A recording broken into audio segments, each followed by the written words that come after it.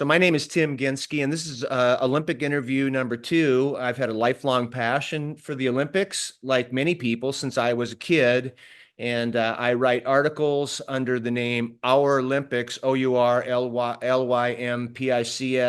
on Substack, Ourlympics. And also you can do a search on Instagram as well as TikTok, Ourlympics, to see video with some of these athlete interviews and specific questions that people like my guest today respond to. So ourlympics.com. And it's my honor today to interview PattiSue Plumer, and she is a two-time Olympian. She's a national champion middle distance and long distance runner. And let me just list a couple of PattiSue's main accomplishments, not all of them. Yeah. She is a nine-time college All-American. She's a member of the Stanford Athletic Hall of Fame. She first came to international attention when you won a bronze medal at the 3,000 meters in 1985 International Amateur Athletic Federation World Indoor Games, the IIIF, we'll call it from here on out. Yeah. You competed in the 3,000 meters in the 1988 Seoul Olympics, finishing 13th in the final on July 3rd, 1989. You broke the American record in the 5,000 meter race with 14 minutes and 59 seconds, sub 15 minutes, at the DN Galan Games in Stockholm, Sweden. The first woman to break one of Mary Decker's sweep of all distance running records during the 80s. Is that a correct fact? Yeah. There's some controversy about the time, but that's another story. We'll address a different moment. Fair enough. This is one of my favorite. But the record part is correct. Yes. That's amazing. I told you, as a very amateur runner myself. And then this was one I love in 1990, the Fifth Avenue Mile, which you set a course record in 1990 at 4:16 for the mile, which did not get broken until 2019. Yeah. That was a great day. That was probably my best single race. So people ask me, like, what do you think? And I would say, for all of you out there that try to find the zone, it was probably the only race that I've ever run where I felt like I was in the zone. Like, I feel like I could have run faster. Start to finish. Not start, but finish. The beginning, it was a little rough, actually. I almost went down, and I actually even thought about quitting. Wow. Yeah, which, I mean, it was a life-changing day, so I'm super happy that I didn't. But yeah, and one of the many lessons I try to convey to the kids that I work with now is that, till you cross that finish line, you don't know. But yeah, that was a great day and great race, and yeah, loved every minute of it. And then lastly, you did also make the 1992 Olympic team, which was in Barcelona. And you finished fifth in the final of 3,000 meters before going on to finish 10th in the 1,500. Yeah. You also tried out yet again. You glutton for punishment for the 96 games and made it to the finals and the trials, right? Yeah. So that's a lot of running. That's a lot of, like I was saying, that's a lot of suffering. That's someone who's comfortable with suffering, training. Yeah. And you obviously are passionate about running, and you're coaching. You're alluding to the fact you've continued to coach, but you also have done some other things like practice law. You got your law degree from Stanford in 1989. Just stepping back, your personal bio. You were born in Covina, California, right here in the San Gabriel Valley. Yeah, I was. But you ended up doing high school in Colorado. Yeah, my parents were very, very young when they got married, and pretty young when they got divorced. And my sister ended up living with my mom in Southern California, starting at around age 8. And then I lived with my dad, and eventually my dad, this was, John Denver singing, all about the Rocky Mountains. And I wanted to get back to nature, and we left Southern California and moved to Colorado. And so I went to middle school and high school in Colorado. But my mom and my stepfather were in Southern California, along with my sister. Oh, is that right? But your sister was a runner too, wasn't she? Yeah. She went to University High School in Irvine, and just talking about that with somebody, like, how would you, she ran a 4:35 mile as a 16-year-old in high school, which was at the time the world junior record. And then until about 2 years ago, maybe 3 years ago now, was the high school, remained the high school outdoor mile record. Caitlin Tui broke it as a senior in high school, but she had it. I mean, talk about a long-standing record. Um, it was pretty amazing. No fancy, no fast shoes either. That was Yeah, before the fast shoes. yeah. She did it when she was 16. So Um, yeah, well, and that's some of what you'll touch on is kind of the way the sports changed and evolved from yeah, those days when you were just getting yeah. started and then on to college. You did get your undergraduate degree from Stanford in '85. What was your major? Earth sciences, applied earth sciences. Okay, and then Yeah, nobody was doing it then. Now it seems like a very popular major. Yeah, it well, just started really. It was early, you know. is that kind of what's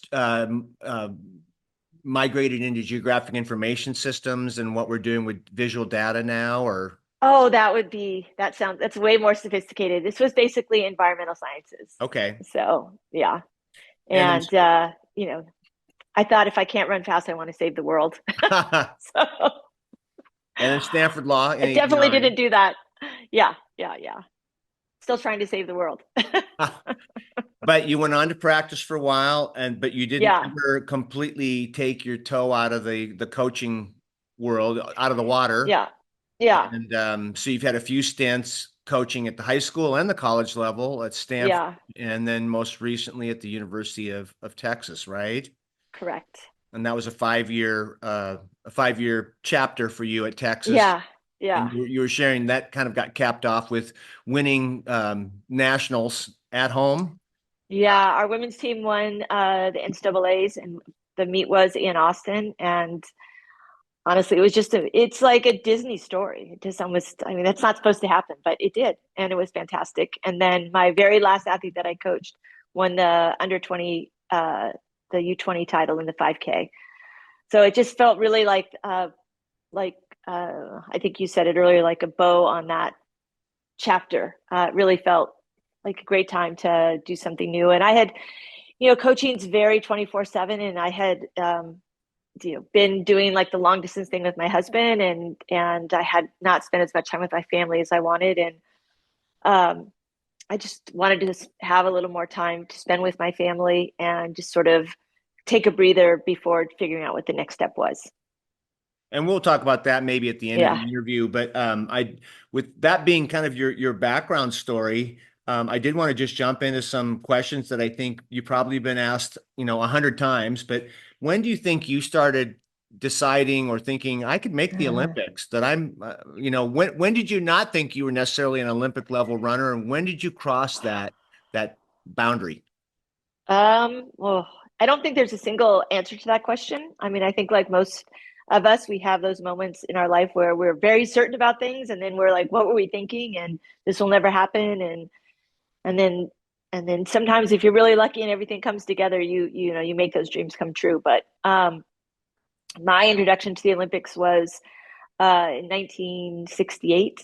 My father was, again, this was the 60s. My father was doing whatever he was doing in Mexico. He decided to go on a trip. I think my parents are separated already at this point, and the the the Olympics were on TV. I have this recollection that it was probably about this big of TV, and I'm watching it, and I I just thought this was incredible, and I just wanted to do it. I had just decided at that age I was going to be in the Olympics. It didn't even occur to me that I never saw a woman compete.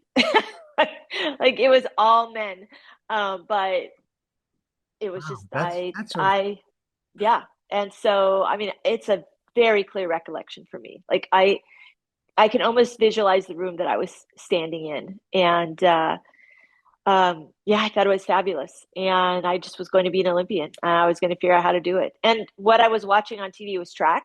I don't know if that was by accident or by design. My dad did run track in high school, and was supposed to run in college, but also played football and blew out his knee before he had the chance. So maybe maybe I had stories, intertwined in my head about that experience. But anyway, that's what I remember. I remember track. I wasn't sure but at that point, I was just going to be in the Olympics. And the Olympics for me at that moment was track and field. And so someday I was going to be a track and field Olympian. Yeah. So that was my 20 first introduction. Yeah. 20 And years that later.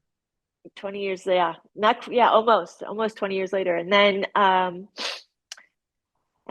again, my mom was a single mom, and at that point, oh my gosh, there were so many opportunities in California, and we were put in every after school program available, and there was a ton of them, including a track program. And so I did that in second grade, and I was like, oh, pretty good at this. But it was something I did for 6 weeks. It wasn't something that, but I always, was sort of involved in track a little bit, and it was one of the sports I did, one of the things I did. And then, but at some point, I think I realized that it was really hard, and you had to run really fast. And so even by the time I was probably, it certainly wasn't. I mean, I would sit and think like, well, how old can I be? Well, how much time do I need? I mean, I probably won't make it this time, but I think I can make it in what year will this Olympics be? I mean, those were thoughts that went through my head my whole life. And then almost by accident, I ended up at Stanford, and that's a whole nother story. And I'm super grateful that I did, but I hate to say that wasn't super intentional. Uh, in fact, I really didn't want to go to school in California. I wanted to explore the world,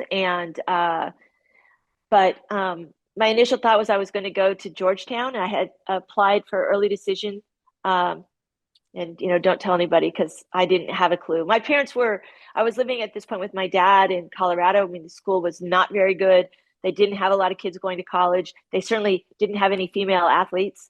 It wasn't a thing. I mean, they had sports for women, but going to college for sports, I mean, there were very few men that did it, let alone women. I mean, I'm not going to say I was the first one, but I don't recall anybody else doing it. So probably in my class, there might have been 4 people that did college sports. One went to BYU to play football, and there was probably a wrestler that did something, but that's about all I remember. Someone went to Western State College in Gunnison to do track. So, any rate, I'd applied early decision to Georgetown and got in to their College of Foreign Service. It was my dream. And so I wrote, because, no email, I sent a letter to the coach with my times, and I just got a form letter back and no real interest. And then, which was a long, years later, it's still a joke. Like, it was still a joke between my coach and the coach at Georgetown at the time. And and then when I received my financial aid package at Georgetown, it was going to require me to work like 20 hours a week. And I knew that I was coming from a really poor high school background, like educationally, and that it was going to be a big leap for me. And I thought working 20 hours a week, I mean, I worked 20 hours a week as a high school student, but I went to high school that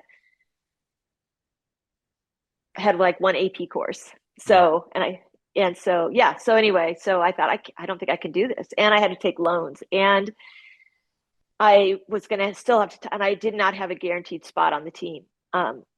And in the meantime, I got into Stanford, and they offered me an incredible financial aid package. And the coach was Brooks Johnson. And he basically said he knew my sister, who was 2 years younger, but she had already won a state championship in California. And he was like, well, she had really bad coaching in high school. Her sister's, genetics is a real thing, and I'll take a chance. And so I had no athletic scholarship. I was just a financial aid kid, but I had great financial aid packages. I want to be really clear about that. And all I knew is I had a chance to come to cross country camp and prove myself. And so, but I remember sitting in these meetings later with him, and where he would talk about, and I was, by the way, the slowest kid on the team. I was one of two girls that hadn't broken 5 minutes for the mile, and the other one was like a true like, and yeah. So everybody else had broken 5 minutes for the mile. Everybody else was like a star. I mean, like they would just look at me like, how did she get on here? And so anyway, so I was just like desperate to make the team, and super happy to, I did everything that they told me to do, and super happy to have the opportunity. And my goal when I got there was to make the traveling team, top 7 generally. Uh, and, uh, it's amazing and this is one of the reasons I got into coaching. Like, there was a coach in Colorado at the time, high school coach, who later went on to coach at Cal Poly and then Arkansas. His name is Lance Harder, also one of the greatest of all time track coaches, probably the most successful, probably the highest number of All-Americans of any coach, certainly distance coach. And I was invited to this track camp in Colorado. And he knew I was going to Stanford. And he's like, I think you can do it. I think you can be in the top 3. And I just idolized Coach Harder. And he was like the most famous coach I knew. And him telling me at that moment that I could do it was probably the difference maker for me. Having enough confidence to be able to go to Stanford and put myself in the mix. But at that point, I had long given up sort of the idea of being an Olympian. I mean, I wouldn't say I gave it up. Like, I just thought it was far-fetched. And we would go to these meetings, like our coach at Stanford would sit us down and like, every one of you can make the Olympic team in this room, like every one of you. And I remember thinking like, well, he means everybody but me. And, but I'm just grateful to be here, and I wouldn't have brought you here if I didn't think you had potential, and I just assumed, immediately the voice in my head was just like, but not me, like, not me. And it took it probably took, it took at least probably 2 years before I was back thinking that I could, with Olympic dreams again. But at that moment, I was just grateful. I just kept saying, I'm just grateful to be in the room. I'm grateful to be in the room. And I'm going to take advantage of every opportunity I have, because I'm just so grateful to be here and grateful to have a coach that tells me exactly what I need to do and I don't have to think about it. And I know knows more than me. And I think a huge advantage for me was coming from, like, basically I had a different cross country and track coach. Like, literally, like, I went through 6 coaches in 3 years in high school. And I knew that the coach at Stanford knew more than me. And I think there's a lot of athletes that come in thinking they know more than their coach, probably even more so now, or that they had these great high school programs with a lot of success and their coach did it a certain way, and whatever the coach does now is like not as good. I just didn't have any of that baggage. I had other baggage, but not that baggage. And so I was like the perfect person in the perfect situation at that moment. I kind of just floundered a little bit, but I did I made the traveling team. I was basically 3rd or 4th on the squad that whole year, which was fabulous. And for me at the time. And then I actually made it to nationals my first year, barely. He almost didn't take me. I qualified. That was when you got to nationals by hitting a qualifying mark. And I did it on the last meet by 1/10 of a second. And he was so angry that I made it so close that he almost wouldn't take me. And I kind of begged him, and he relented. And I finished 17th that year, which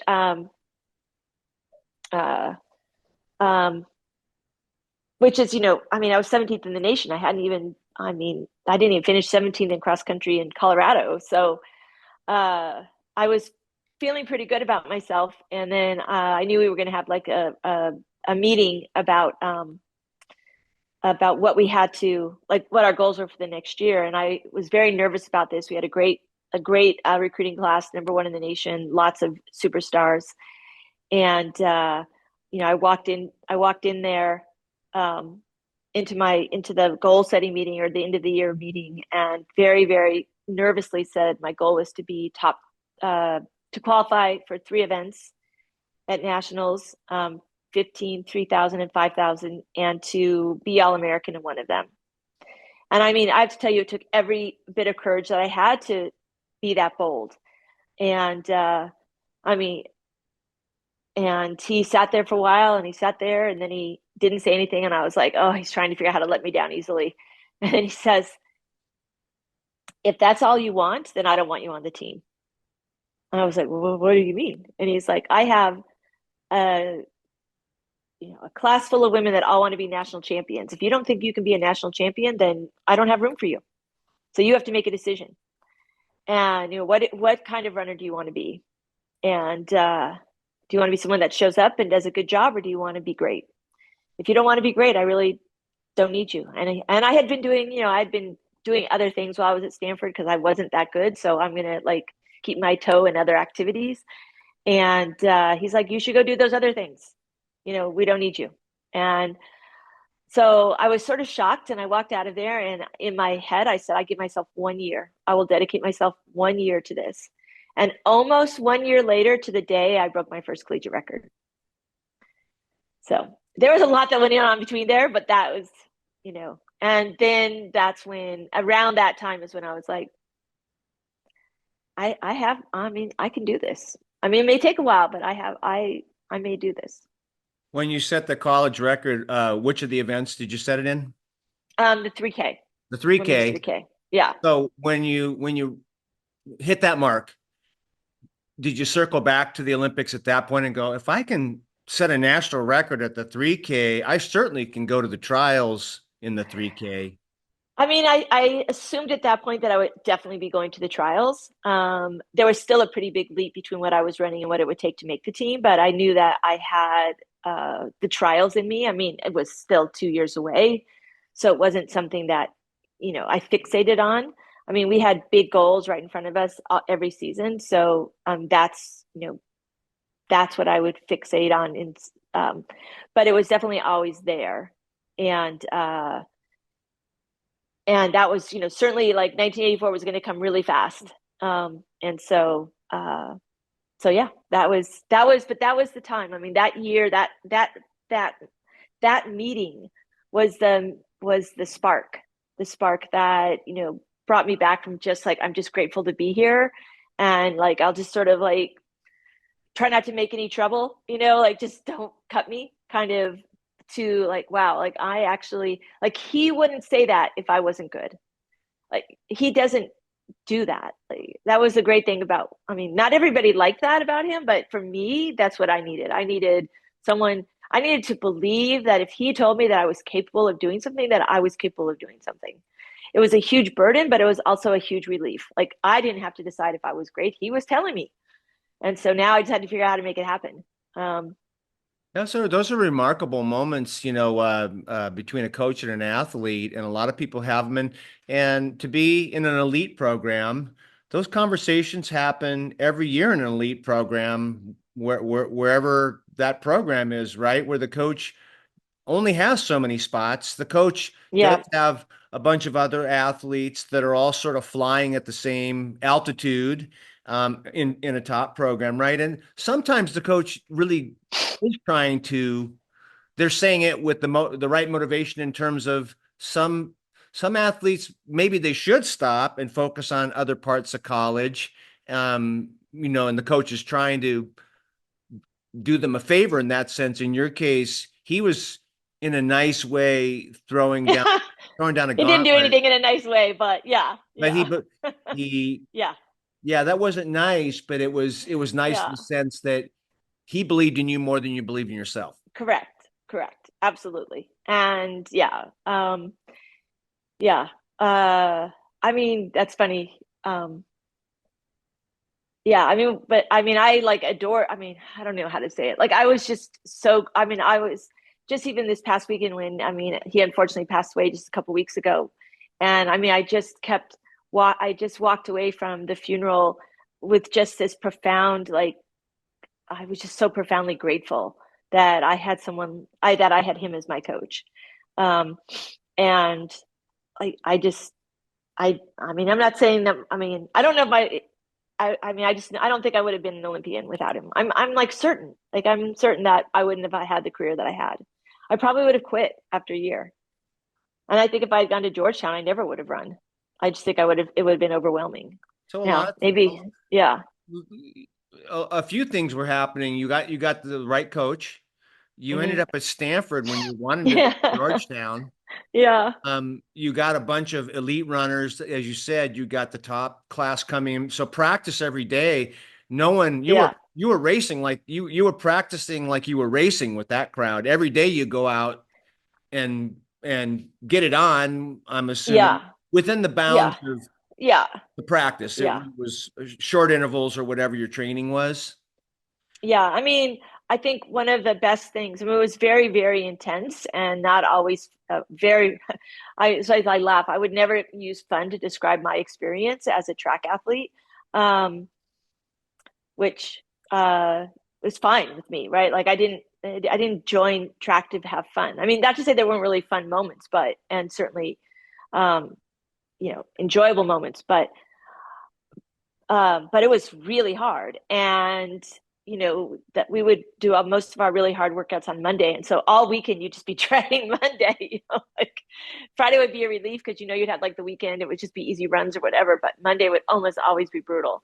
And, but when you train with people that are like national class athletes, like, like everybody's trying to win a title. Like we're not trying to make it to nationals. We're not trying to just, get better, which there's a beauty in that as well. Like I was telling you before we started, like there's, as a coach, some of my highlight reels are those kids that had never run before. And this was their accomplishments. So, it's not that I don't respect people that don't win nationals, but in that moment, that was our like collective goal and individual goals was to win a title, which meant that if you could keep up with somebody in practice or you could beat them in practice, then you could run with anybody. And so by the time we got to nationals with the team that we had, it wasn't scary at all. Like I was competing against people that every day that were as good as or better than the people that I was lining up on the track with. But it was pretty tough mentally. I won't lie. Like it took a toll mentally. But for me, at least it was well worth it. And On that it's note, hard what we do, well, like it is hard, and I mean it's a suffering sport. yeah. Since running, just no way around it. I was going to ask you if you can give one or two or three different tricks. The mental side of what tricks or games did you play in your head to stay to practice Yeah. at a high level, to be positive, to did you figure Yeah. out some mental exercises that you could pass on? I mean, I think the number one thing is that I try to share with the athletes that I coach, is that everybody questions their sanity at some point in a race. I mean, in a competitive race, right? I mean, there's no such thing as an easy 10K. There's no such thing. I mean, I mean, if you, I suppose if you're, trained to run it at 5 minute pace and you're running it at 10 minute pace, but then it's probably boring as heck because you're out there for so long. Um, so yeah, I mean, every athlete questions, their toughness, why they did it, if they can maintain the pace, that's a normal thing to have voices in your head. So I think that's the thing. It's like, but you can talk back. And that's the thing that people don't often get is like, yeah, you're going to have those voices that are questioning whether you can do this. But what you need to make sure is you have the voices that can talk back. And so I think for me that's probably like the big thing um, Self-talk? is self-talk. Like, yes, like negative voices are normal, and every athlete at every level has them. I mean, have you ever, I mean, maybe some don't, but I don't know any. And and I probably never met an athlete that I've coached, that hasn't had that, and it doesn't matter if you're running the 800, it happens somewhere around, the 550 mark, or if you're running, the 10K, it happens around the 4 mile mark. Um, and I do think one of the great things about this too is that when you learn how to do this as an athlete, you can also apply it to other parts of your life, where there's always things in our life where we're like, oh, I just don't know if I can keep going. I don't mean that like, you know what I mean? Like this, I'm doing something that's really hard and I just want to give up. And if you've been through that enough times as an athlete, then you realize you could do this because you've done it before.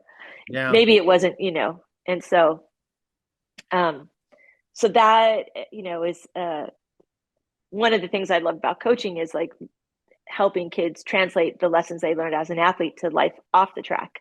Because you're going to do that a lot longer than you're ever going to do the professional running thing, even if you're a professional runner.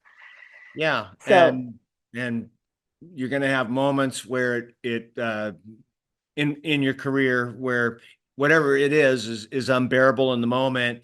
And yeah, remember a race at the 550 mark where you yeah, felt the same unbearable, and you hang in there. You yeah. And learn you to hang hang in there, in right? there and And you're like, yeah, push through, tolerate the pain, and it's yeah, so true whether you're an Olympic athlete or you just did one of those kinds of sports in high school.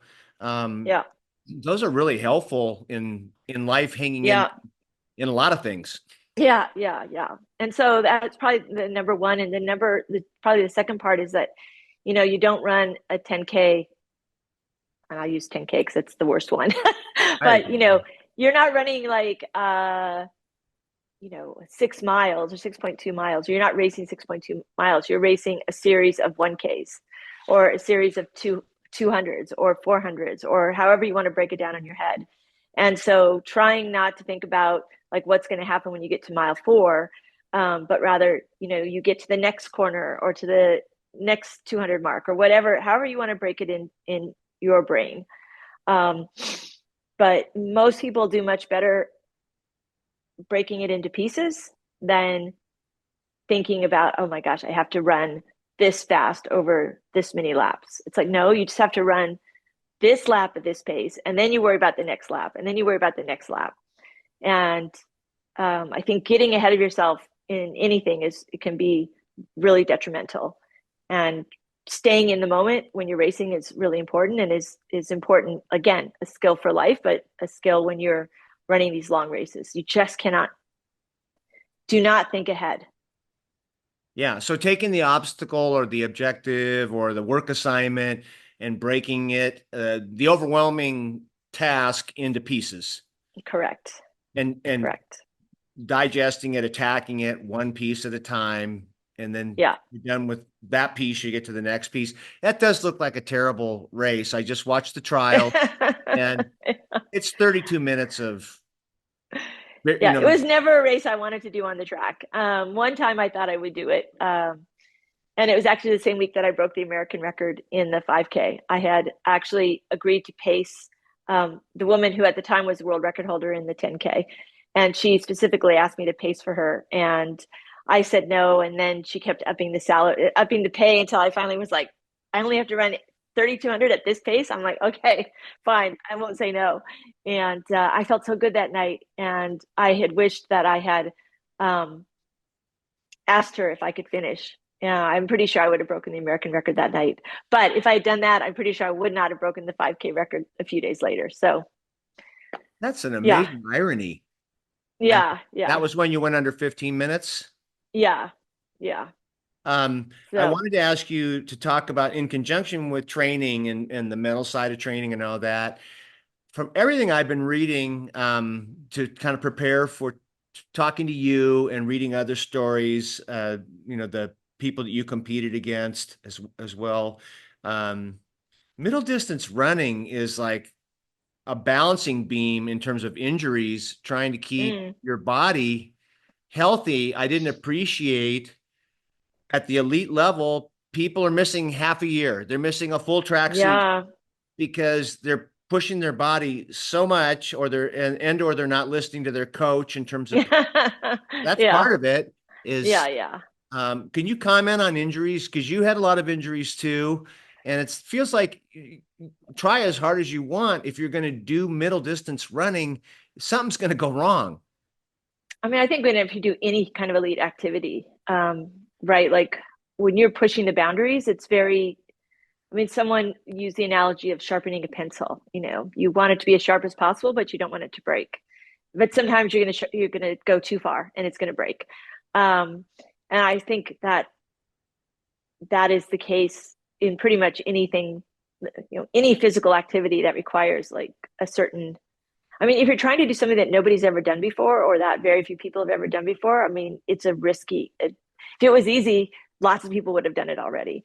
And so, taking those chances or making, sometimes making those kinds of decisions on, should we do more volume? Should we do more, whatever you add, more, harder, whatever, it's always a risk. I mean, the least risky thing to do is to lay in bed all day long, right? I mean, like if you run around the block, you take a risk. Not a big risk, but and Yeah. so you know, that's always like as a coach, as an athlete, is trying to figure out how you can get the most with the least, so to speak. Um, and I mean, I think the big difference now is that there are just more tools both for prevention but also for recovery. So, there was no Ultra G's or boosts. There wasn't even ellipticals.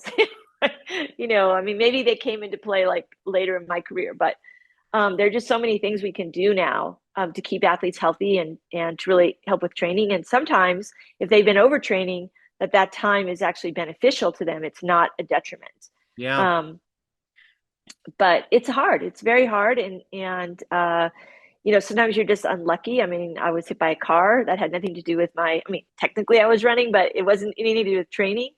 And sometimes you can do everything right and still get injured, right? And that the car injury, remind me, did you fracture something in that? Yeah, I did. And it took a really long time to heal. And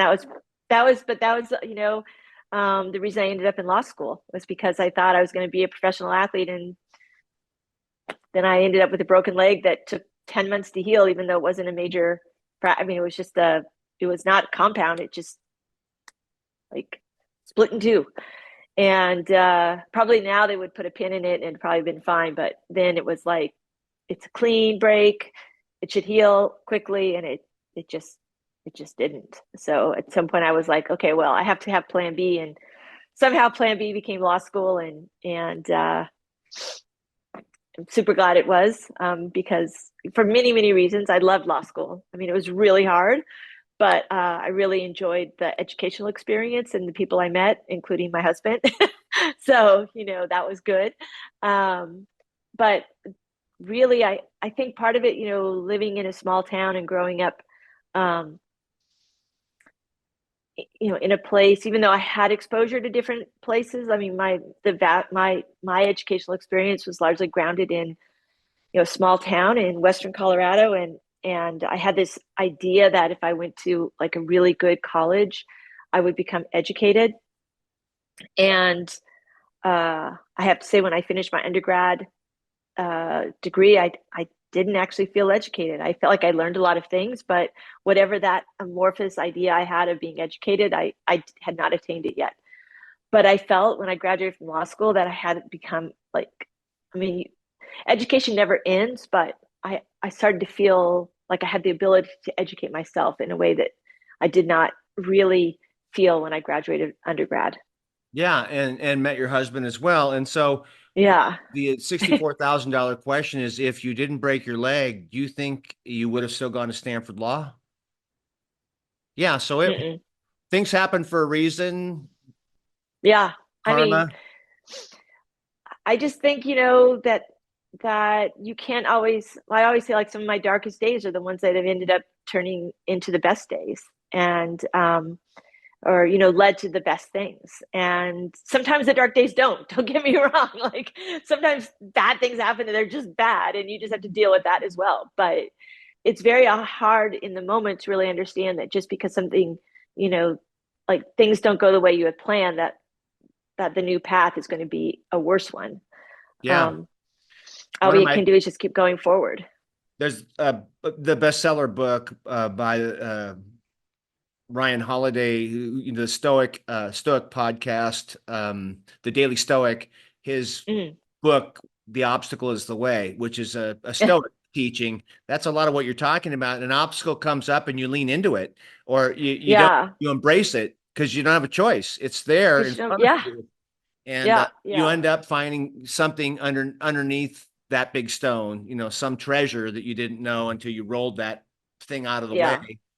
Yeah. So I was just saying the most common middle distance runner injury for people to put in that mileage and run those distances, 800, 1500? What happens to everybody Yeah. sooner or later? What do they pull something? Or, I mean, I think I would say, distance, middle distance, like, I would say 1500 on up, the most common injury is a stress fracture, some kind of bone injury. It's more common with women, but I feel like it's become more common with men as the load, what we consider sort of a normal load, has increased. So I feel like everybody's running more volume these days, but I think men in particular are running more volume. And when you add, and so I would say maybe, and also the distances, like in college particularly. I mean, I'm a lone voice in the forest. I really don't think I think we should be like running 5 and 8K only, because I think it forces the volume to go up in cross country. But that I will never win that victory. So, but what happens if you're going to run, like if you're a lead or semi-elite male distance runner, you have to run 2 10Ks 10 days apart. You cannot do that without a fair amount of volume training. And when you increase load, you increase risk. And so I feel like I see more bone injuries now than I did like 20 years ago, particularly on the men's side. Wow. Women have always been kind of susceptible to that. There's some hope that like the new shoes, the new equipment, besides just making people faster, but also offer more protection. I think it's a little bit of a chicken and the egg, even if they do offer more protection, if you add more volume. Like, in other words, like, it's like, okay, well, with the old shoes, I can run 60 miles a week without getting injured. And the new shoes, I can run 80 miles a week. Now you run 80 miles a week and you're still as likely to get injured because yes, the shoes are more protected, but now we've increased the load. Yeah. So it's really a tricky thing, and everybody's different. I mean, there's no right, like you can't necessarily. I had a young woman who checked every box in terms of health. Like she was very healthy. Like she had, her bones were strong. She ate well. I mean, she had no red flags, and she had multiple stress fractures in one of her hips. I cannot tell you to this day, like why, like, whereas other people, they have like red flags and they stay healthy, and you're like, this person should just be a walking stress fracture. And so, and I can't, there's, I would say, like, there's things we can look for, and often they do give us great information. But it's not necessarily the case that someone with like bad form or low bone density or whatever always has injuries, and vice versa to be true. Yeah. So one size doesn't fit all. No. Injuries or prescriptions for injuries, but stress fractures sound pretty painful versus a pulled. Yeah. I was curious about that. And as far as training, when you were running at peak, either with the Stanford women or, after college, how many miles a week did you average when you were really in the thick of it? That's so funny. People always ask me that question, and I used to answer it differently. For me, like, I never worried about it. So my volume came out of what I needed to do, not the other way around. So I was never that person who was like, oh, I need to run 2 more miles this week to hit 50 miles. So I'm going to go for a 2-mile run. Like, I did the long run that I was supposed to run. I did the warm-ups that I was supposed to do. I did the track workouts that I was supposed to do. If, Thursday called for running the dish, that was 7 miles, I never worried. I was told what to do every day, and I did that. And whatever number it ended up. And some weeks it was probably 40, and some weeks it was 60. And I would say probably most of the time it was in between. And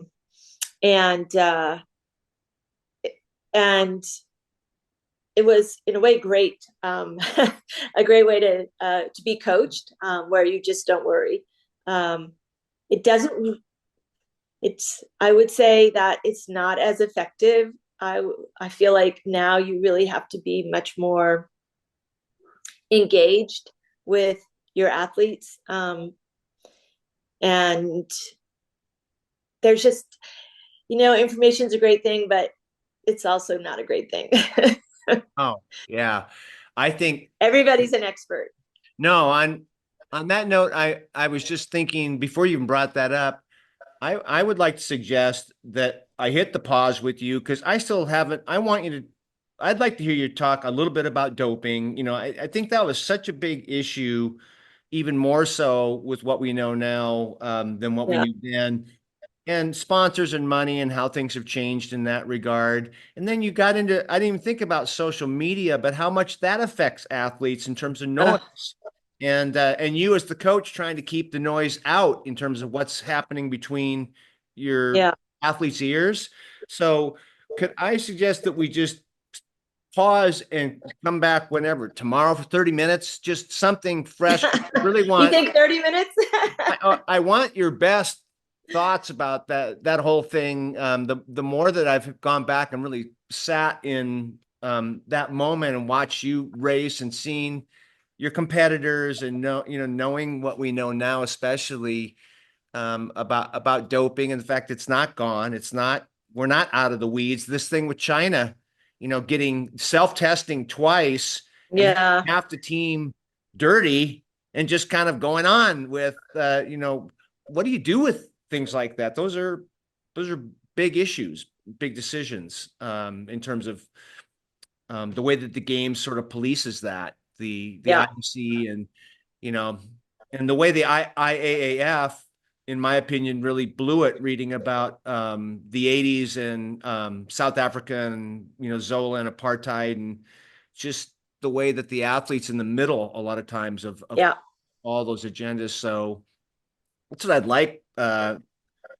Patty Sue is give me another 30 minutes. Okay. I'll piece it all together. And Yeah. could you do it possibly tomorrow, afternoon, at your convenience, Yeah. anytime? Yeah. I think so. Yeah. Um, Afternoon, don't have anything. yeah, if I just pick the same time, so the light's about the same, 2 o'clock, and we do a hard stop at say 2:40. Hey, uh, Okay. I'm glad, but I'm really glad I'll stop this right now. I'm really glad that we got